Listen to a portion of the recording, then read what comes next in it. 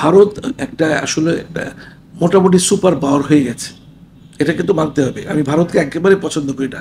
মাহমুদুর রহমান সাহেব যেমন স্ট্রিক্ট ভারতের ব্যাপারে, আমিও ভারতের ব্যাপারে খুব স্ট্রিক্ট। ভারতের কাছে এখন হাসিনাই প্রিয়, বাংলাদেশ বা বাংলাদেশের জনগণ প্রিয় না।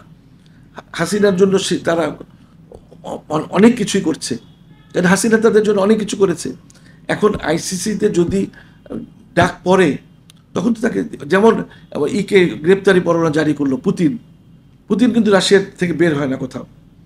এখন যদি আইসিসি যদি মামলাকে গ্রহণ করে, সে তো একদম প্রকাশ্যে খুনির মামলা আসামি।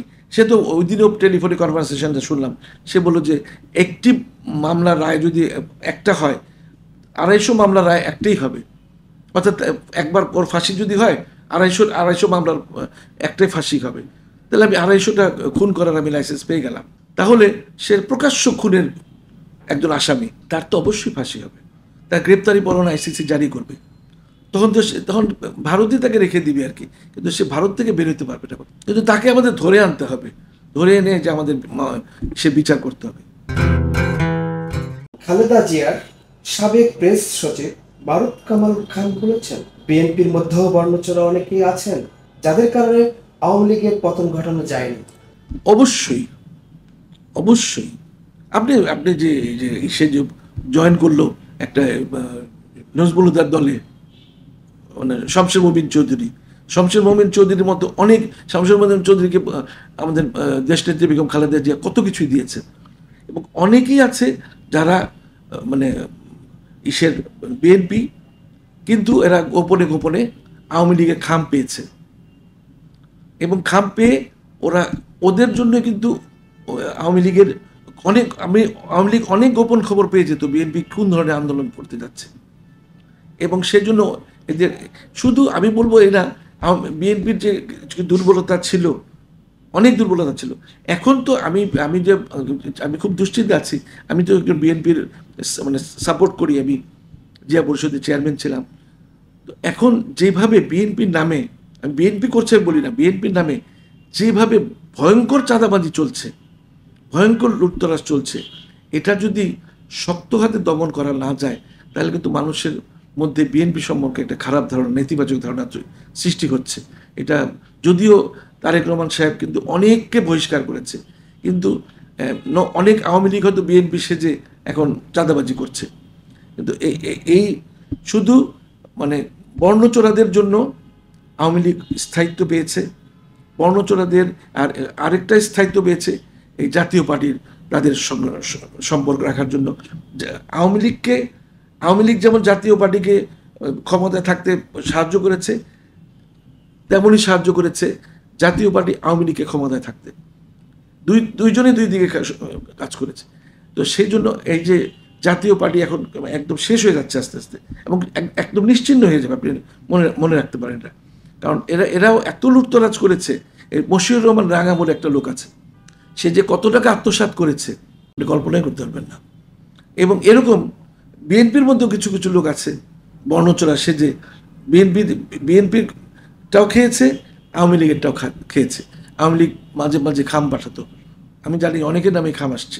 হাসিনার বিরুদ্ধে আন্তর্জাতিক অপরাধ আদালত আইসিসিতে মামলা দায়ের হয়েছে। এখন কি তিনি আর ভারতে অবস্থান করতে পারবেন?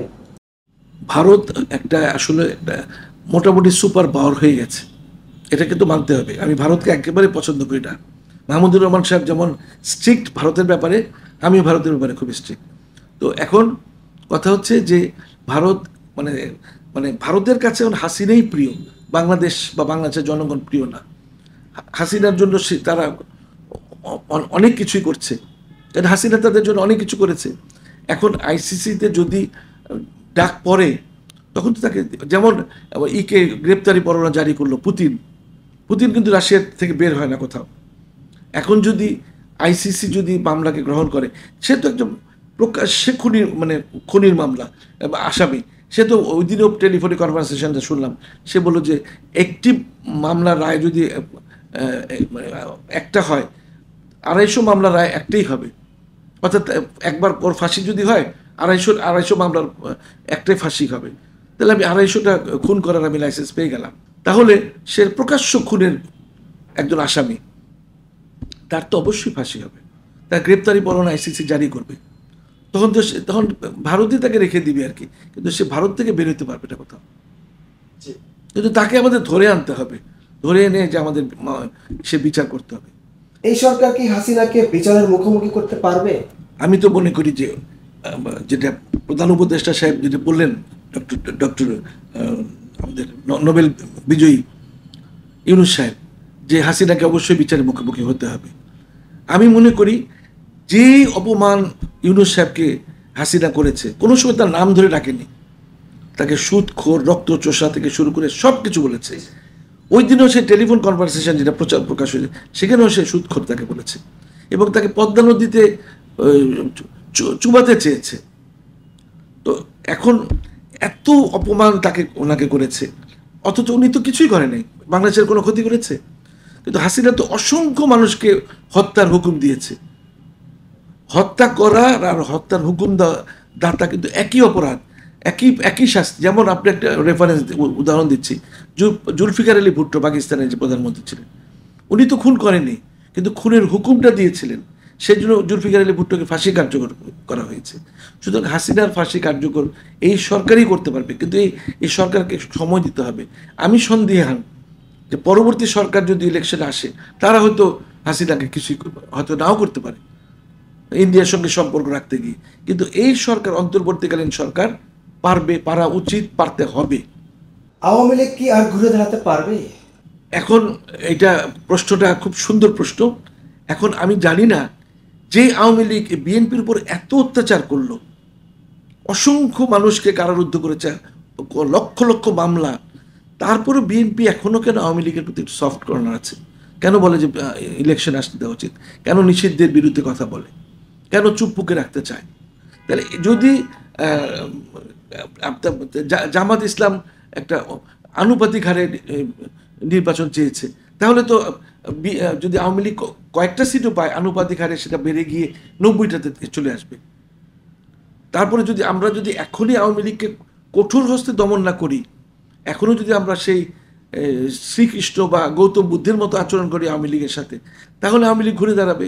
আর আমরা যদি কঠোর হই, তাহলে কিন্তু আওয়ামী লীগ আর ঘুরে দাঁড়াতে পারবে। তবে একটা কথা আছে, আওয়ামী লীগের যারা রাজপথ কাঁপানো নেতা, মতিয়া চৌধুরী বলুন, তোফায়েল বলুন, এরা কিন্তু শেষ হয়ে গেছে। সুতরাং আর এরা এত টাকা আত্মসাৎ করেছে ওই সম্পত্তি বাঁচানোর জন্য, এখন রাজপথ কাঁপানো নেতা আওয়ামী লীগের মধ্যে নাই, ঘুরে দাঁড়ানো একটু ডিফিকাল্ট হবে। বিএনপি কেন নিষিদ্ধের বিপক্ষে কথা বলছে? এটাই তো আমারও প্রশ্ন, যে এত অত্যাচার আওয়ামী লীগ করলো বিএনপির উপরে। খালেদা জিয়ার বাসার সামনে দুই দিকে বালু ভর্তি ট্রাক দিয়ে বোঝাই করে ওনাকে গৃহবন্দী করে রাখলো। একজন নেতা তার সঙ্গে দেখা করতে পারলো না। আমি কদিন চেষ্টা করেছি দেখা করার জন্য ম্যাডামের সঙ্গে, কিন্তু পারিনি। ওখানে দাঁড়াতে দেয় নাই, ঢুকতে দেয় না, ধারে কাছে আসতে দেয় নাই। তাহলে এই বিএনপি কেন আওয়ামী লীগের প্রতি সফট কর্নার রাখতো, চুপ্পুর প্রতি সফট কর্নার রাখতো, আমি বুঝতে পাই না একটু। আর ডক্টর মোহাম্মদ ইউনূসের তো কোনো রাজনৈতিক অভিলাষ নাই। উনি চাচ্ছেন বাংলাদেশটাকে একটা ভালো অবস্থানে রেখে উনি ইলেকশন দিয়ে চলে যাবেন।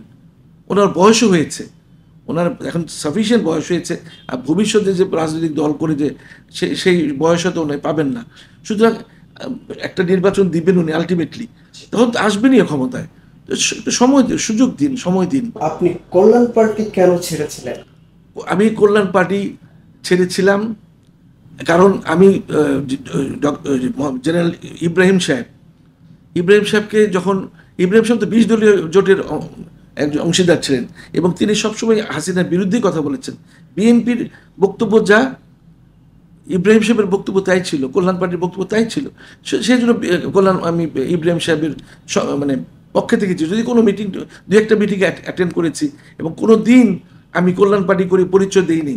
উনি বারবার বলছেন তৃতীয় মাত্রায়, চ্যানেল আই তৃতীয় মাত্রায় আপনি এত অনুষ্ঠান করেন, আপনি জিজ্ঞেস করলে আপনি বলেন যে আমি রাজনীতির সঙ্গে যুক্ত নই, আপনি বলেন না কেন কল্যাণ পার্টি আপনি করেন। আমি বলিনি, বিশ্বাস করুন, আমি আল্লাহকে সাক্ষী রেখে বলছি যে আমি কোনো দিন বলিনি যে আমি কল্যাণ পার্টি করি। উনি আমাকে কার্ড ছাপাতে বলেছেন, আমি কার্ডও ছাপাইনি। কিন্তু উনি যখন নির্বাচনে যাওয়ার সিদ্ধান্ত নিলেন, আমি ওনাকে ফোন করে বললাম যে আপনি জেনারেল সাহেব, আপনি এই ভুল করবেন না, আমি রিকোয়েস্ট করি আমি যতদূর পারি রিকোয়েস্ট তাকে করেছি। তারেক রহমান সাহেব ফোন করে তাকে কত এত নমনীয় ভাষায় কথা বলেছে, আমি বারবার ওনার টেলিফোনিক কনভারসেশনটা শুনি। এত নরম হয়ে এত শ্রদ্ধার সঙ্গে তাকে রিকোয়েস্ট করেছে বিনয়ের সাথে। তারপরে উনি নির্বাচনে গেলেন। নির্বাচনে যাওয়ার সাথে সাথে আমি পদত্যাগ করলাম এবং 15টি সংবাদপত্রে এই এই আমার পদত্যাগের আমি আনুষ্ঠানিকভাবে জনগণকে জানার, অনেকে মনে করে ডক্টর ইকবাল হাসান মাহমুদ তো কল্যাণ পার্টির নির্বাহী কমিটির সদস্য। আমি আল্লাহকে সাক্ষী রেখে বলছি, আমি কখনো আমি এই পরিচয় দেইনি। উনি মানে আমার নামটা লিখে রাখতেন। তো তারপরে আমি রিকোয়েস্ট যখন লিখে রেখেছেন, আমার তো মানুষকে জানাতে হবে যে আমি ওই দলে নেই। 15টা পত্রিকার সাংবাদিক এসেছিল, আমি তাদের সামনে বলেছি আমার কাছে 15টা পত্রিকার কাটিংও আছে। 15টা পত্রিকায় লেখা আছে ডক্টর ইকবাল হাসান মাহমুদ কল্যাণ পার্টি থেকে পদত্যাগ করেছেন।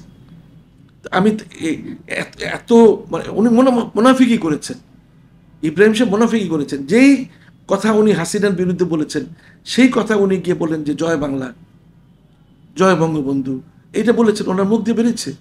অথচ সে বাংলাদেশ জিন্দাবাদ বলতো। জিয়া রহমান সাহেবের কথা বলতে বলতে সে অস্থির হয়ে যেত। জাতীয়তাবাদী মুক্তিযোদ্ধা দলের মিটিংয়ে উনি প্রতিটা মিটিংয়ে অ্যাটেন্ড করেছেন। তো সেই লোক জিয়াউর রহমানকে বাদ দিয়ে, যেমন ব্যারিস্টার শাহজাহান ওমর সারা জীবন জিয়া রহমান সাহেবের কথা বললেন, যে বললেন যে না, আজকে থেকে বঙ্গবন্ধু শেখ মুজিবুর রহমান আমার নেতা।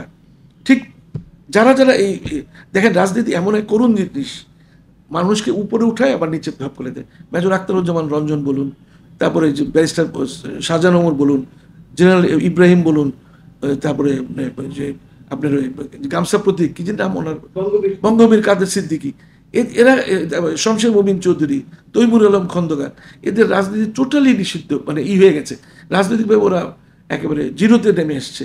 ওরা আর বাংলাদেশে রাজনীতি করতে পারবে না। অর্থাৎ রাজনীতিতে যদি কেউ বেঈমানি করে, তাহলে কিন্তু তার অবস্থান আর থাকে না।